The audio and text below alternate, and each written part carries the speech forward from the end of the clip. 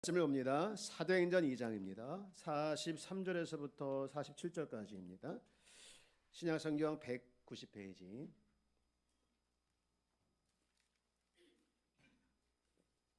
우리 같이 함께 합독을 하도록 하겠습니다. 시작. 사람마다 두려워하는데 사도들로 말미암아 기사와 표적이 많이 나타나니 믿는 사람이 다 함께 있어 모든 물건을 서로 통용하고 또 재산과 소유를 팔아 각 사람의 필요를 따라 나눠주며 마음을 같이하여 성전에 모이기를 힘쓰고 집에서 떡을 살아 움직이게 하는 것이 뭘까?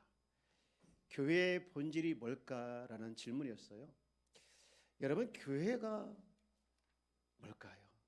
교회는 건물이 아니더라고요. 모이고 싶어도 모이지 못하니까 어려웠고, 또 교회는 프로그램도 아니더라고요. 프로그램 하고 싶어도 못했고, 또 구제와 선교는 더 어려웠습니다. 그러면서 생각이 드는 것은 이게 교회가 아닌데 성도 여전히 살아 있었고 성도는 여전히 하나님을 향해서 예배를 드렸습니다. 그러면서 우리는 여전히 여기까지 오게 됐고요. 여러분, 그런데 교회가 건물도 아니고 교회가 프로그램도 아니고 구제와 봉사도 아니라고 하면 교회는 뭘까? 교회의 본질은 뭘까? 라는 질문에 대해서 이렇게 정의를 내릴 수 있죠. 교회는 바로 삼위 하나님이 바로 교회의 본질이다. 이렇게 교회의 정의를 내릴 수가 있습니다. 여러분, 성부, 성자, 성령 하나님이 교회의 본질이시죠. 이 삼위 하나님께서 예배 한복판에서 당신의 백성들에게 생명의 호흡을 불어넣어 주시고 또 영혼을 만져주시고 그리고 갈 길과 그 다음에 할 바를 가르쳐 주셔서 오늘 우리가 여기까지 오게 된 거죠. 여러분, 그런 의미에서 봤을 때 진정으로 교회가 살 길은 살아계신 하나님께 돌아가는 것이다. 또 우리가 살 길은 살아계신 하나님께 돌아가는 것이다 라는 것을 이 코로나를 보내면서 코로나와 함께 3년 내내 배우게 된 귀중한 교훈인데요. 그런 의미에서 봤을 때 이 교회가 가진 생명의 관건은 어떻게 하나님을 하나님되게 또 위대하신 하나님을 선포하고 그분을 내 심령에 모시느냐 여기에 달려 있더라고요. 저는 오늘 교회의 본질과 함께 우리가 꼭 교회에 관련돼서 붙들을 것이 하나 더 있는데 그것은 교회에 대한 정체성이더라고요. 그래서 저는 두 주에 나눠서 이 교회의 정체성에 대해서 한번 말씀을 드리고 싶습니다. 아까 말씀드렸던 것처럼 교회의 본질은 삼위 하나님 자신이라고 하면 그러면 교회의 정체성은 뭐냐? 교회의 정체성은 삼위 하나님으로부터 이 생명을 공급받은 우리가 또 우리로 하여금 충만하게 해주는 힘이 바로 교회의 정체성이다. 이렇게 볼 수가 있는데요. 이 교회의 정체성을 아는 것이 또 붙드는 것이 왜 그렇게 중요할까? 그에 대한 답이 47절에 나와 있더라고요. 우리 47절 말씀을 한번 같이 읽어보겠습니다. 시작. 하나님을 찬미하며 또 온 백성에게 칭송을 받으니 주께서 구원받는 사람을 날마다 더하게 하시니라. 아멘. 여러분, 이 말씀은 이 교회가 교회다움을 보여주고 있는 강력한 말씀이다. 말씀을 가르치기 힘쓰고 또 물건을 서로 통용하고 날마다 모여 사람의 필요를 나눠주며 하나님을 찬미하였다. 이것을 교회다움의 모델로서 계속해서 사도행전에 또 초대교회에서 반복해서 보여주고 있는 말씀인데 이 교회가 분명하게 자기 정체성을 가지고 있을 때에 교회는 세상에서 어떤 영향을 보여주는가, 어떤 영향을 주는가에 대해서 보여주고 있는 귀한 말씀인데요. 2022년도 통계를 보니까 교회에 대한 신뢰도가 10%밖에 안 된다고 하더라고요. 이럴 때 우리가 세상을 향해서 교회를 믿어주십시오, 교회를 신뢰해 주십시오라고 구걸하지 않아도 교회에 대한 분명한 정체성을 가지고 그것을 인식하고 그것을 붙들고 그것을 통해서 영향을 끼칠 때에 세상은 아, 저게 교회구나, 아, 저게 진짜 교회의 정체성이구나 하면서 칭찬을 할 뿐만 아니라 구원받는 사람들이 많이 나타나는 그런 결과들이 분명하게 있을 줄 믿습니다. 여러분, 저를 한번 따라서 보세요. 교회는 생명이다. 여러분, 생명은 자라가야 되죠. 내가 신앙생활을 꽤 오래됐는데 여전히 똑같은 모습을 가지고 있거나 교회가 역사가 깊어지고 길어지는데 불구하고 여전히 부흥은 멈추고 있다고 하면 성장을 막는 뭔가가 있기 때문에 그런 것이죠. 그래서 그 성장을 막는 것을 빨리 깨닫고 뚫을 때 성장은 계속 일어날 줄 믿습니다. 여러분, 그러면 교회의 정체성이 과연 뭘까? 세 가지 중에 오늘 첫 번째 말씀을 드리고 나머지 두 개는 다음 주에 말씀드리기를 원하는데요. 첫 번째 정체성은 교회되는 핵심의 정체성이고 또 가장 중요한 건데 특정한 시간에 특정한 장소에서 모여야 한다는 것이죠. 여러분 46절 말씀을 다시 보면 이렇게 시작하고 있어요. 날마다 마음을 같이하여 성전에 모이기를 힘쓰고 라고 했어요. 성전에 모이고 힘쓰고. 여기 말하고 있는 이 성전이 오늘 우리가 예배드리는 한마음교회 같은 성전을 말하는 것이 아니라 당시 예루살렘에 있었던 헤롯 성전을 말하고 있어요. 이 성전은요, 헤롯 성전은 이 당시에 아직까지 신약 시대지만 구약시로 예배를 드리고 있었고 제사장들이 집례를 하고 있었고 무엇보다도 예수님의 부활을 믿지 않는 사람들이 그곳에서 예배를 드리는 장소가 바로 이 성전이었어요. 그런데 이제 예수를 믿은 사람들이 예수를 믿기 시작한 사람들이 그곳에서 예배를 드리고 있다? 뭔가 이상하지 않습니까? 여러분 보통 예수를 믿으면 또 새 사람이 되면 이전에 행하던 일을 하지 않으려고 하고 이전에 가던 곳을 가지 않으려고 하는 것이 보통의 특징이죠. 예를 들면 술, 담배가 싫어져서 끊어버리고 또 유흥향락을 일삼던 것이 일장춘목이나 하면서 느껴지면서 끊고 또 연초가 되면 무당한테 전보던 것이 우스워서 다 끊어버립니다. 그런데 예수 믿고 새 사람이 된 이 사람들이 왜 굳이 헤롯 성전인 그곳에 가서 예배드리고 있을까? 그것에 모여서 예배드리고 있을까? 아직 신약 시대가 시작한 지 얼마 안 돼서 예배 모범이 완성되지 않았기 때문일까? 그래서 구약시로 예배 드려야만 했기 때문에 그렇게 했을까라고 생각할 수 있겠지만 여기에는 중요한 뜻이 있더라고요. 지금 날마다 마음을 같이하여 성전에 모이기를 힘쓰고 있는 이들에게는 새로운 의식이 싹트고 있었던 것이죠. 무슨 의식이냐? 그들은 바로 자신이 새 이스라엘이고 자신이 참 하나님의 백성이라는 의식이 싹트고 있었어요. 여러분 물어볼게요. 여러분들은 참 하나님의 백성인 것을 믿으십니까? 여러분 참 하나님의 자녀인 것을 확신하십니까? 예. 여러분 내가 참 하나님의 백성이요 참 하나님의 자녀라는 이 정체성, 이 의식을 가지고 있는 것이 너무 중요하죠. 지금 여기 성전에서 모이고 있는 이 사람들의 입장에서 봤을 때 구약식으로 예배드리는 그 사람들은 육신적으로 그저 아브라함의 후손에 불과하지만 자신들은 예수를 모시게 된 것 때문에 새 이스라엘이 되었고 하나님의 시민이요 참 하나님의 자녀라는 그런 의식이 싹트고 있었던 것이죠.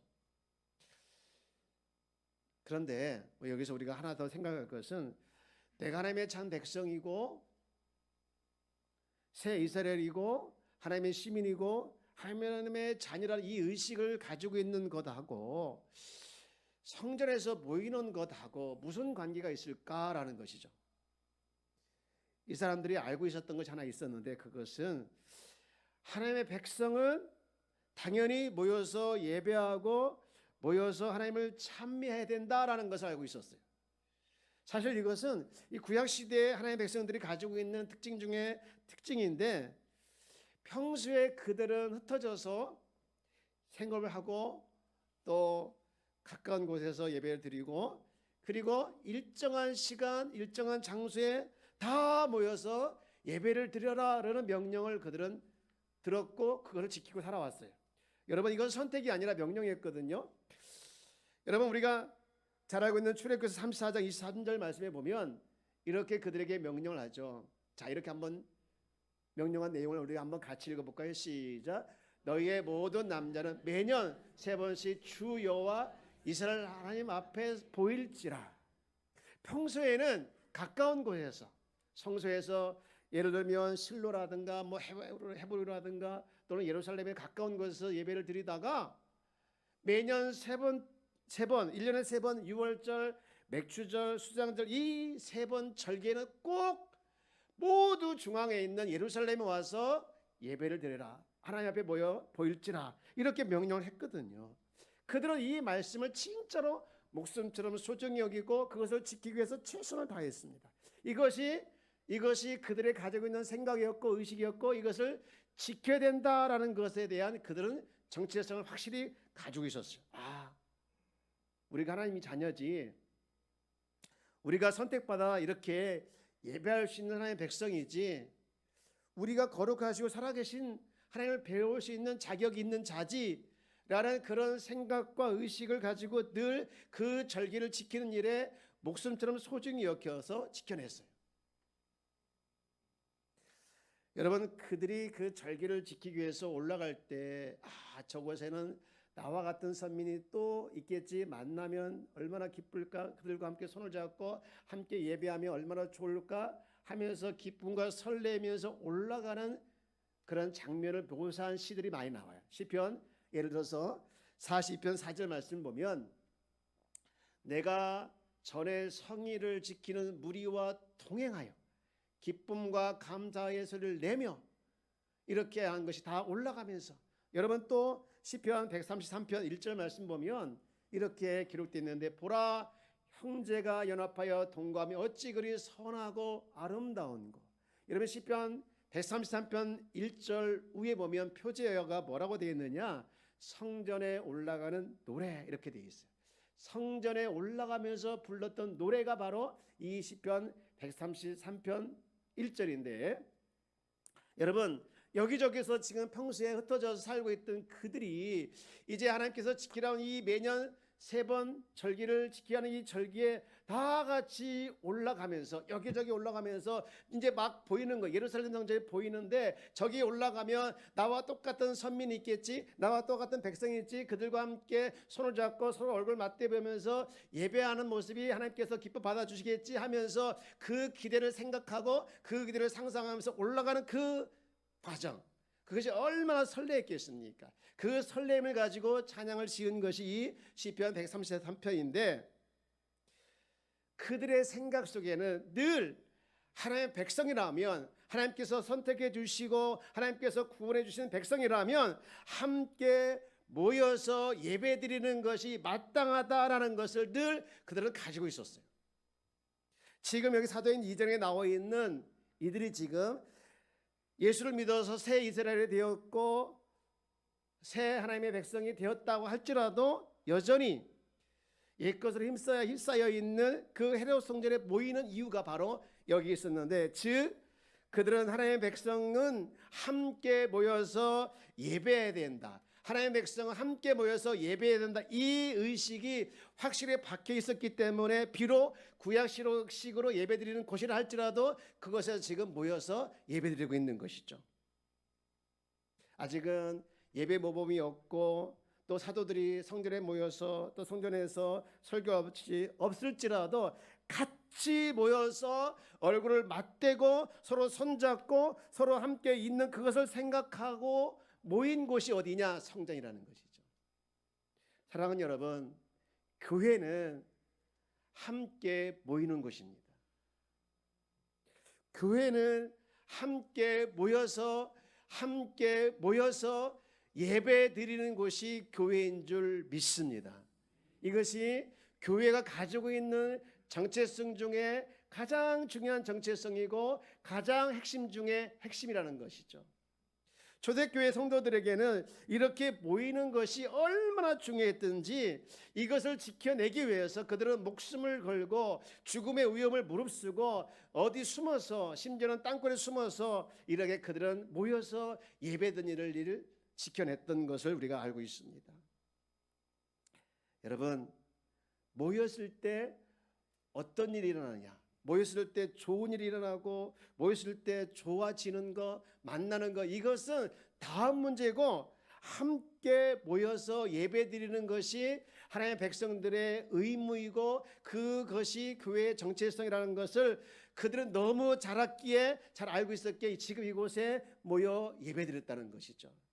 여러분, 교회란 것은 어떤 것일까요? 교회는 우리가 알고 있는 헬라어로 에클레시아라고 합니다.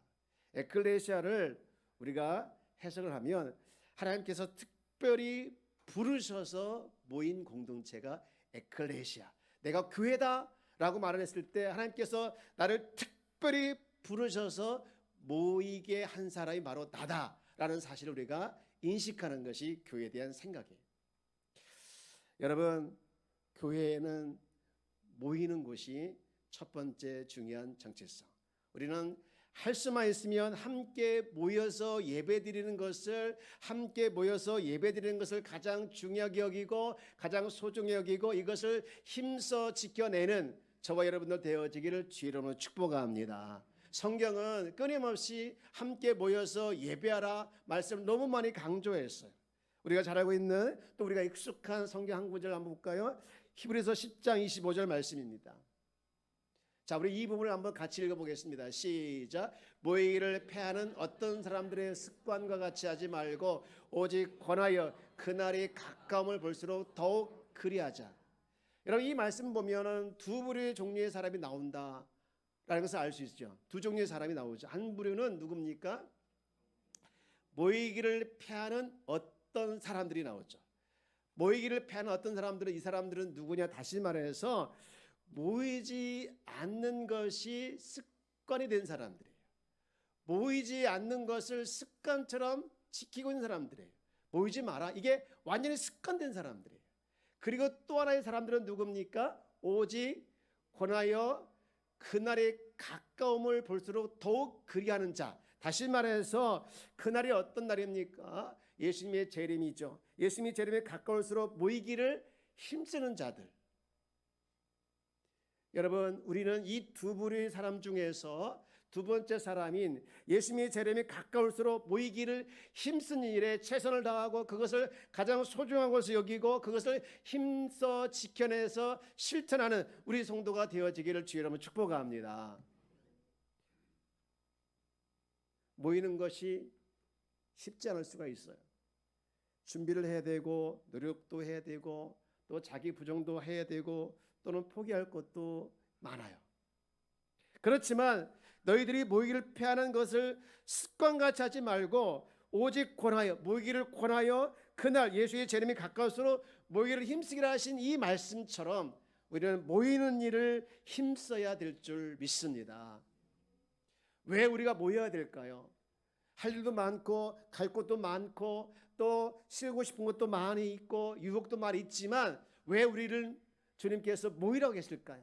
여러 가지 이유가 있겠죠. 하나님의 명령이기도 하고요. 또 모일 때 세상은 그 모이는 모습을 보고 칭송하고 교회가 성장하는 지름길이 되기 때문에 모이기도 하죠. 그런 이유가 되기도 하고 중요한 것은 모일 때 그 모임을 통해서 생명이 충만해지는 역사가 일어나기 때문에 모이게 하라고 주님은 말씀하신 줄 믿습니다.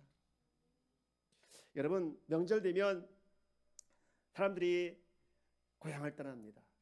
오랜 시간을 거쳐서 고향을 가는 이유가 뭡니까? 모여가지고 타향살이의 어떤 겪었던 이야기도 하고 때로는 정치적인 이야기를 하다가 싸우기도 하고. 그런데 왜 모일까요? 왜요? 가족이니까 모이는 거예요. 그곳에 누가 계십니까? 부모님이 계시죠. 그런데 그렇게 모이던 모임이 현격하게 줄어들고 잘 안 모이게 되는 계기는 언제부터일까요? 살아계신 부모님이 다 안 계실 때죠. 그러면 이미 그때는 자손들도 다 이제 나이가 먹어서 할아버지가 돼 있고 할머니가 돼 있어서 따로 이제 자녀들로 다른 단위로 모이게 되는 것이죠. 여러분, 그렇게 모이는 것은 한 부모의 피를 물려받은 형제 자매라는 이 가족 의식 때문에 그렇게 모이는 거예요. 마찬가지입니다. 우리가 하나님 아버지 품 안에서 모이는 것도 똑같은 거예요. 여러분, 제사 때마다 지방 성소에 모이게 했던 그들을 1년에 3번 전 이스라엘이 하나님 품 안에서 반드시 예루살렘 모이게 하셨던 이유는 뭐냐? 너희들은 하나님의 자녀란 정체성, 하나님의 자녀란 그 정체성을, 하나님의 가족이란 이 정체성을 그들에게 알려주고 또 그것을 가지고 있었기에 모이게 하신 것이죠. 여러분, 모이다 보니까 세상에 나 혼자 있는 줄 알았더니, 그리고 쓸쓸하게 이렇게 살아가는 줄 알았더니, 모이다 보니 나 혼자만 세상에 있는 것이라 우리 모든 성도들이 하나님 자녀가 이렇게 흩어져서 서로 살아가고 있구나라는, 그러면서 혼자가 아닌 연대의식을 그들이 깨닫게 되어지는 것이죠. 여러분, 우리는 모여야 합니다. 모이는 일을 아까워하지 마시고, 모이는 일을 두 번째로 생각하지 마시고, 모이는 일을 여러분 불편하게 생각하지 마시고, 모일 때 하나님의 역사가 일어나고, 모일 때 하나님의 생명이 충만하게 일어나게 되어지고, 모일 때 하나님이 기뻐하는 역사들이 일어나게 될 줄 믿습니다. 제가 말씀드리고 싶은 것은, 이곳에 지금 예배당이 있는데, 이곳에 지금 예배당이 10명에서 예배 드릴 때와 꽉 차서 예배 드릴 때 언제 더 성령이 더 강력하게 역사할까요? 당연히 후자이죠. 여러분, 어떤 사람은 그래요. 이 온 성도가 다 모여서 꽉 차게 모여서 예배 드릴 때 그때 그 분위기가 또 감정이 내게 전이 돼서 그런 거 아니냐라고 물어볼 수 있겠죠. 그날 예배 참석한 어떤 사람은 시큰둥하게 나왔습니다. 그냥 누가 가자고 하니까 억지로 나왔습니다 하라고 마음을 가지고 왔을지라도, 정말 그 시간에 최선을 다해서 진정으로 하나님께 예배드리는 그 한 사람이, 그 안에 있던 영적 영향력이 그 시큰둥하게 예배드리고 있는 사람에게 영향을 주는 거예요. 그래서 그 사람에게 있었던 그 미지근한 신앙, 미숙자는 신앙을 깨우쳐주고 흔들어 주어서 은혜받게 하고, 여기서 하나님의 역사가 일어나고 하나님 살아계신다는 것을 알게 하는 그런 일들이 함께 모여서 일어나는 우리 기독교에서 보여주고 있는 독특한 모습이라는 것이죠. 여러분, 공동체 전체가 불덩이가 되는 역사가 함께 모일 때 일어나는 놀라운 성령 역사인 줄 믿습니다. 이것을 아시기 때문에 하나님은 자기 백성을 향해서 계속해서 모여라, 모여서 예배드려야 된다, 모여라라고 하는 말씀을 계속해서 하시는 것이죠. 하나님이 가식 의식을 갖지 않고 그저 나 홀로 신앙생활을 하겠다, 믿겠다 이런 사람을 하나님은 기뻐하지 않습니다. 이제 말씀을 정리하고 싶습니다. 오늘 우리는 보좌 앞에 모여 예배하는 예배자인 줄 믿습니다. 하나님의 백성이요 하나님의 자녀인 줄 믿습니다. 이렇게 모일 때 하나님의 은혜가 임하는 것을 우리가 알고 있습니다. 그런데 중요한 것은, 이렇게 모일 때 여러분 주변에 늘 보던 얼굴을 또 본다라고 생각하십니까? 그 얼굴이 그 얼굴이십니까? 여러분, 그 얼굴이 아니라, 늘 보던 얼굴이 아니라, 사실 우리는 그리스도 안에서 영의 피를 나눈 형제 자매들인 줄 믿습니다. 이 거룩한 가족의식이 우리 안에 회복되어져서 생명이 충만한 그리스도로 생명이 차고 넘치는 그리스도인이 되기를 축복하고 축원합니다. 우리는 보통 사람이 아닙니다. 잘 한번 따라서, 우리는 보통 사람이 아니다. 여러분, 하나님이 특별하게 사랑해 주셔서 우리를 선택해 주시고, 하나님께서 찾으시던 예배자로 불러주셔서 우리가 이렇게 나와서 예배하는 예배자인 줄 믿습니다. 그런데 이 자리에 하나님께서 찾으시는 자, 그 사람이 안 나왔을 때 하나님은 너무 마음이 아프신 것이겠죠. 여러분, 우리는 이 자리를 기억하고 이 자리를 힘써 지켜나가겠다는 그런 간절한 마음과 그런 절박한 마음으로 예배 자리를 아끼고 소중히 여기고 또 찾아 나오는 우리 귀한 성도가 되어져서 하나님의 영으로 충만해지는 그 축복이 날마다 넘쳐나기를 주의 이름으로 축복합니다. 이제 말씀을 생각하면서 우리 함께 이 찬양을 올려드렸으면 좋겠어요. 주를 위한 이곳에